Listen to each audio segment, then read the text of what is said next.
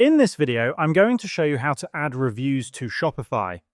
First, log into your Shopify store and navigate to Settings at the bottom left-hand corner of the screen. In the Settings menu, scroll down and click on Apps and Sales Channels. From there, click on Shopify App Store at the top right-hand side of your screen.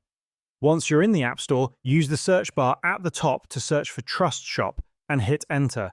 You'll see the app appear in the results. Click on Install in front of it. This app is completely free for Shopify users and enables you to display customer reviews on your store. Click on the Install option again on the next page to confirm. After installation, you can customize the app settings. On this step, click Enable App Embed and you will see the confirmation that Trust Shop Global is activated. Return to the settings page and scroll down to find the Add Widget option. Click on it and you'll notice a review section has been added to your site layout. You can now customize the review section to your liking.